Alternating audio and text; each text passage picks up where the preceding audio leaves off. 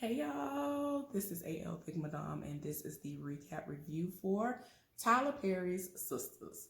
So this episode started where I left off last time with Fatima and Andy hugging, and she was just like, "Look, I just want to make sure you're okay." Andy said she was fine, and it can be confusing because tears can mean a variety of things, but she was like, "Yeah, I'm fine," and she was just like, "Look, we have to stick together. We sisters." And so she was like, wow. Because Fatima was like, I'm glad that they were being realistic in this moment because they really have not known each other that long. And she has been setting it off on the left, right, front, and the back for Andy. And I'm just like, girl. But yeah, she was like, I know we haven't known each other very long, but we sisters and we got to stick together. So she was like, okay, yeah, you're right. You're right. So Andy ended up inviting her out to Maurice's event later on that night, and she was like, "Okay, yeah, I'm down. We can go there and celebrate. That's cool with me. Just send me the details." So Andy was leaving, and before she could even take two more steps away from Fatima, old boy Paris, who we remember from first season, whose mother was on the floor when Andy was working late one night in the office, and she looked like she was dead. She's a part of the cleaning crew, and I think they're a contracted service, and he works there as well as the same in the same entity. And yeah, he was like, I just want to thank you again for what you did for my mother, and he actually did try to shoot his shot, and she was just like, nah. And I was like, oh my gosh, ma'am. But the trash that you live for, we ain't even gonna go into that in this moment. We'll get into that later. But yeah, he straight up told her that until he sees a ring on his finger, that he knows that he can still put his bid in. And I was like, I mean, that's the truth though. I mean, that's what I've always heard. Because yeah, let me stop. But anyway, yeah, she felt offended by the things that he was saying to her, and I'm just like, girl, I'm gonna need for you to feel offended by everything that your married boyfriend says to you. I'm gonna need for you to have this exact same energy. This is the type of energy you need to give Gary, but you don't. But here we are. Like, why? Anyway, so she get offended and she leave out, and so he goes to Fatima's desk, and he's there to get his check. And she was like, yeah, I'm not getting in that, because he did try to solicit her help and was like, can you put in a good word for me? She was like, look, I know you like Andy, but what we not finna do is that. I ain't got time to get in the middle of none of that drama. Like, she said it all the way off. And he already let Andy know he already knows all of her tea, meaning Andy, because everybody has been talking about it all around the office. So it's not like he don't know. And he has seen the FBI there. Like, he has seen all this stuff. He has heard all this stuff. And he's still trying to roll up. So I'm just saying, girl, I'm going to need for you to do something and be with anybody who ain't Gary at this point. I'm tired. So anyway, yeah. Fatima was like, nah, I ain't helping to do nothing. So Sabrina ended up going to her job for the meeting, and Miss Anita was very cold to her, which confused me because ultimately she was like, I'm gonna need for you to sign this paperwork stating that you have been suspended for 3 days.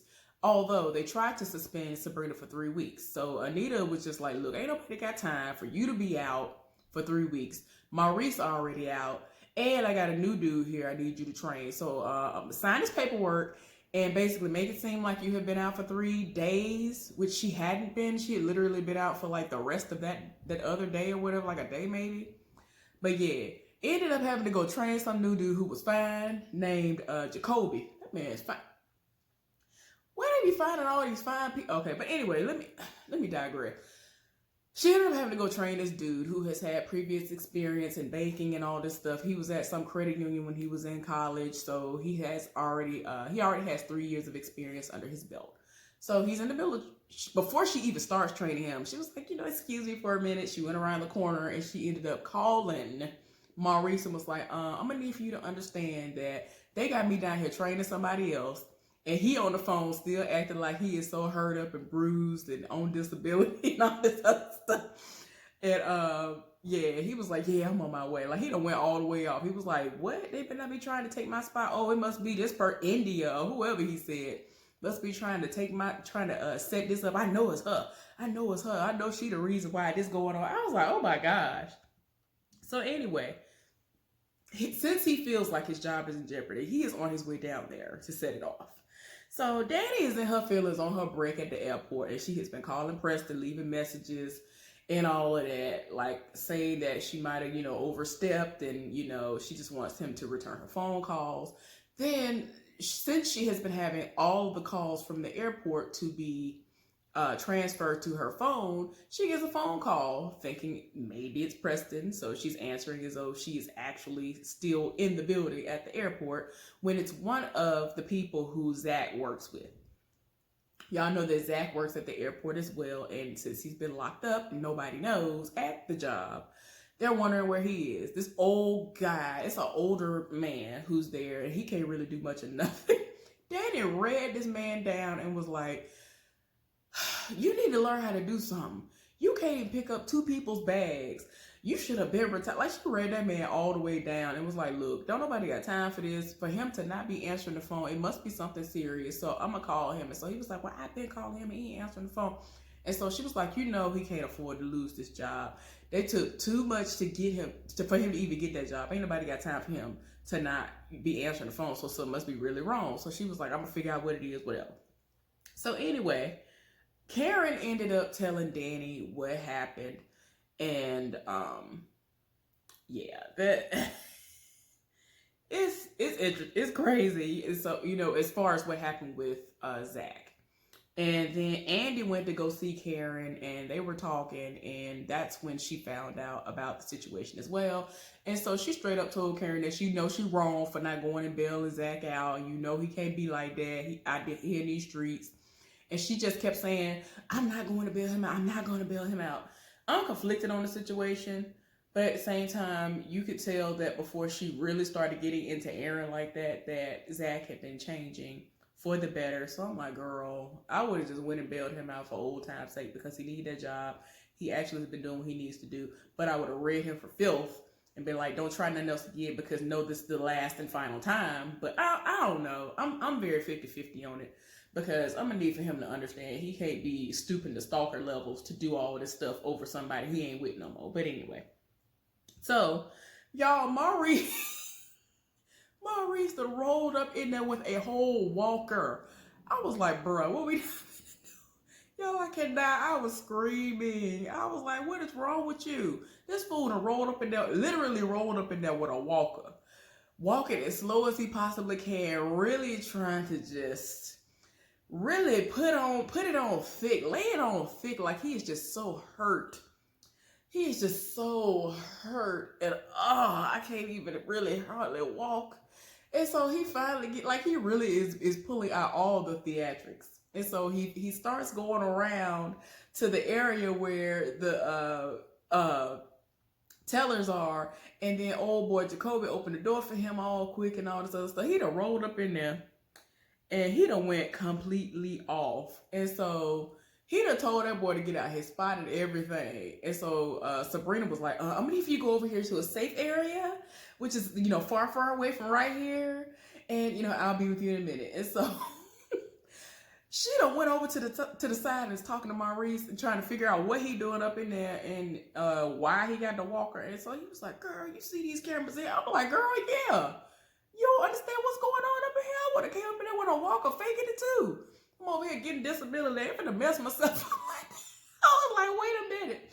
But anyway, y'all, Sabrina ended up being interrupted by Andy, who done walked in there. This heifer done walked out of that place where she worked at, and drove over there, and she done rolled up. And I'm just like, why y'all like ain't no more banks in the world? I have been to Atlanta before. The last time I went to Atlanta to actually visit was quite some time ago, but there's more than one bank. So why are we acting as if there's only one bank in the bank that Sabrina works at? This heifer rolled up on Sabrina and was like, so I want to put something in a safe deposit box, and proceeds to unzip her purse with all that money in it, that $250,000, and she was like, yeah, let me speak to you alone. We need to talk about some things. And she took her to the back where I guess the safety deposit boxes are. Girl, I was just like, ma'am, you're doing the most. do something and go somewhere else. I'm tired. Like, girl, put it under your mattress until the time.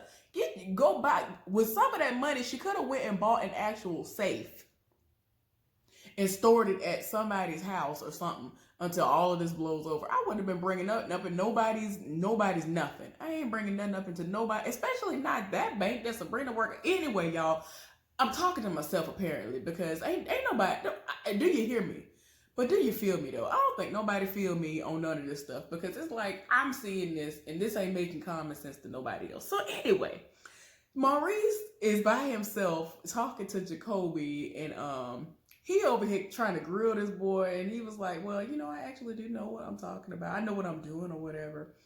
Man, he done went all the way off on this boy. He was like, you must not know I'll burn this MF down with you in it. Done went all the, I was like, excuse me.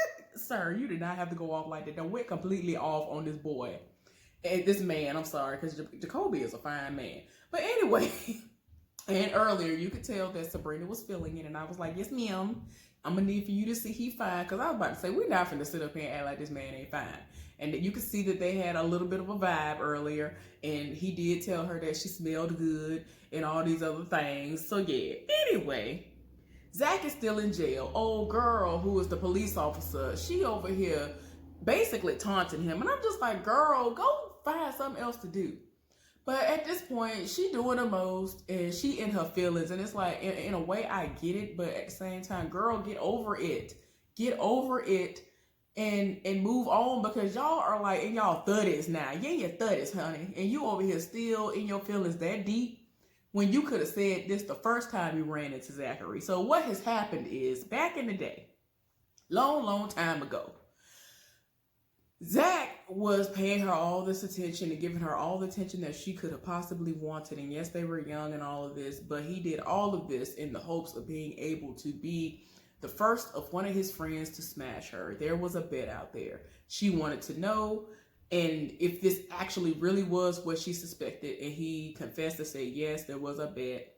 He said that if he could, he would do most of it over again. And so the only thing that he wouldn't do over again is them actually having sex because he said that she was good. And I was just like, anyway, because he did the most and he basically ghosted her. Like he busted wide open and then it was just over with because you did all this to get her attention. Gave her all the attention that she wanted. Made her think that y'all really was going to be together like that or whatever. You hit it and then you literally quit it. And that has jaded her.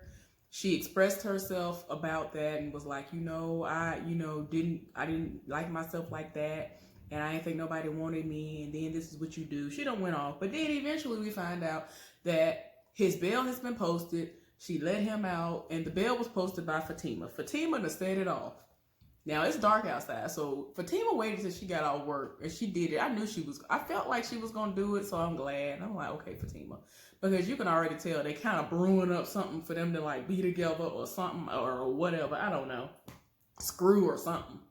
And I'm just like, okay. Fatima be wearing them dresses, y'all. But anyway, so she was like, look, you gonna tell me what happened. And I need to know the specifics. I'm hungry. So she was like, get in this car. They finna go somewhere and get something to eat. So Aaron ended up showing up to Karen's place of business after hours. And Pam let him in.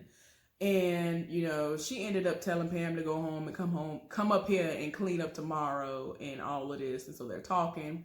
She was like, look, I'm not coming to the hotel with you tonight. I ain't doing none of that. And he was like, look, I'm sorry for everything that I've done. I'm sorry for the way things went. But it was my fault for everything that has happened. I'm not blaming you for none of the things that went down. Because she was like, because I didn't do nothing. Like, I guess she's trying to make it clear, like, she didn't put her mouth on nothing. And she didn't do anything, like she didn't like try to do anything sexually to him. Everything that was happening, even though it seemed to be like foreplay and all this stuff, everything was basically initiated and, started up by him. So yeah. And he apologized for that. And so she was just like, okay, well, I am going to be going out with my friends. No, I cannot go out to dinner with you because I have plans with my friends. And so he was basically like, can I tag along? And so she was like, well, I mean, it's a gay bar. I don't know what you think about all that. And so he was like, I ain't got no problem with that. I don't judge nobody. All the stuff I done. So, I mean, how could I judge somebody? So then he was like, I volunteer as tribute. So, you know, if you want me to drive you, I will drive you to this venue so that you can drink. Because if you decide that you want to drink tonight, you can do that. Because I've learned my lesson after last night that I need to stay on the sober road because I was doing the most last night. So, yeah.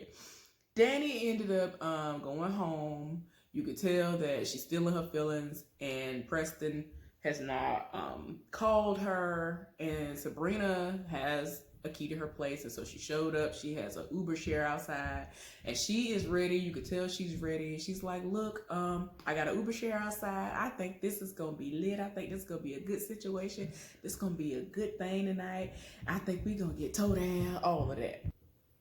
Sabrina is so deep in her feelings that she has not changed her clothes. She has no plans to change her clothes. And she's doing this woe is me routine. Like, don't nobody care nothing about what I got going on. Ain't nobody gonna be checking for me. We going to this gay bar. Why am I even going anyway? Because me and Maurice don't get along like that. I don't like him like that. So why am I even going? I'm a go though. And I'm not going to change my clothes. Ain't nobody going to be checking for me there, so why should I? Sabrina was reading and was like, well, I mean, the queens know how to get a man, so I'm going to need for you not to try to read nobody when they the one show pulling all these men. So I'm going to need for you to get your life together. So anyway, Andy went to see Gary. Oh, child. He was giving him information and updates on everything. Y'all, it turned left real quick. Of course, he is being possessive as usual, being jealous for no reason. Wanted to know, is she still getting help from Hayden Moss and all this other stuff, and that it needs to stop. And she was like, I don't understand why you keep bringing this up as if I'm sleeping with these people. I can have conversations with people. I can speak to people without it going there. Oh my gosh, he read her down, and because he was just like, I'm going to be possessive over what's mine. So she's looking like, well, what's yours? Look, I don't like the way that you're speaking. I don't like when you talk like this. I'm gonna need for you to stop. So he was like, look, I don't know what you're talking about, but I don't need none of these people that you've been trying to help me with, have to help with my case. My boy, my manager or whatever, whoever the person is, has secured a female lawyer for him. So I was just like, why did you make a point to say that it was a woman? But whatever, who am I? And he said, once she read him, because she went all the way off, was like, I don't like this. I don't like when you do this. You need to stop being jealous. I don't understand why you're being jealous of this, of stuff like this. These people are just trying to help you out. And then like she messed up her first mistake outside of, you know, the obvious in this moment today. Was saying that, you know, people are helping him. He was like, don't you mean us? And so she was like, no, I mean, I'm not the one in jail. You know, he read her apartment. He read, like, she was like, what you not finna do is keep on coming at me sideways, trying to diminish everything that I've worked hard for. And like, he really was reading her apartment and all this other stuff. He was like, you just trying to be ordinary. You just trying to be regular. I'm trying to make you be something better than that. Like, he really was reading. Oh my gosh. I was just like, bruh, what we not finna do is this. He done went all the way off on this heifer and said, look, I ain't got time for this. Don't call me no more. Don't contact me anymore. You gonna run me back all my money. This is what you're gonna do. I was just like, what? This fool said, what you gonna do to run me back all my money? She went off, was like, yeah, I'm not doing any of that. You're not getting nothing from me. I'm not giving you nothing. I was like, ooh, Lord, you done went all the way off. But yeah, she read, she killed me. She was like, you need to pick a struggle. She told the truth though, because he stayed mad. I'm like, you need help, but you mad that the people that she's trying to get her to help, trying to get to help you. How you gonna be mad and jealous when these people legit are trying to help you? I'm not I can't. Oh my God. I was like, sir. But yeah, she straight up told him, I ain't giving you nothing. But anyway, y'all, hopefully y'all enjoyed this recap review. I might be back later on, not sure. But anyway, I gotta get ready to go to work. I hope y'all having a good one, and I'll see y'all later on.